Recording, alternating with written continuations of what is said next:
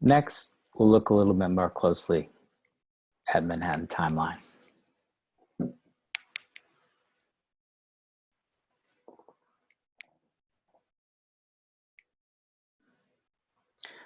Okay, remember we looked at the Cathedrals of Commerce, Empires of Steel, Air-Conditioned Nightmare, Man in the Gray Flannel Suit, Bonfire of the Vanities, Irrational Exuberance.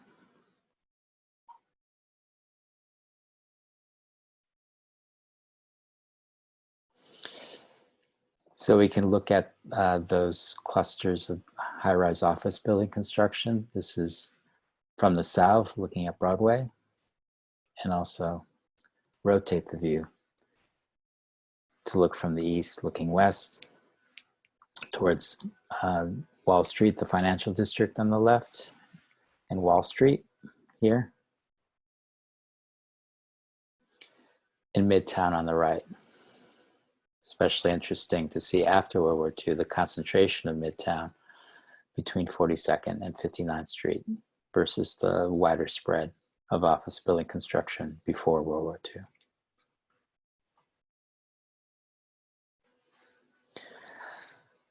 Also interesting in this timeline, as I mentioned before, are these black voids in between these building booms.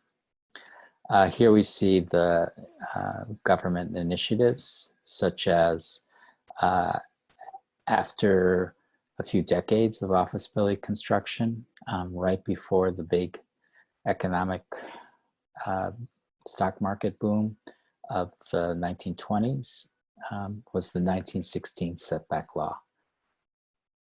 Here we see the classic stepped high-rise office buildings, say Empire State Building or the towers on Wall Street, conforming to these regulations to set back the office towers to allow light and air to come to the streets.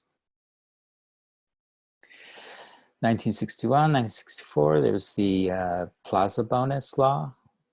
And so if the setback law produced step-back buildings, during the void of the Great Depression of World War II, light steel construction, glass curtain walls, fluorescent lighting, air conditioning all came in. And so what you saw are these glass wedding cake towers that are conforming to the older setback regulations. And with the success of the Seagram's building with its plaza in front, city initiated a plaza bonus law that allowed developers more building bulk if they built an open plaza. So here you see that now the skyscrapers are bulkier, but they're also going straight up from the plazas and the streets rather than setting back like the previous towers. With the introduction of electronic trading at the New York Stock Exchange, there was a huge building boom in the 1980s. Of course, we call that the Bonfire of the Vanities after Tom Wolfe's book. And at that point, if we look from the south, you see that historically, most office building construction was on the east side of Manhattan, yet most subways are on the west side. And so these regulations induced developers through larger allowable bulk to build office towers west of 6th Avenue, 7th Avenue, 8th Avenue, and a special district around Times Square.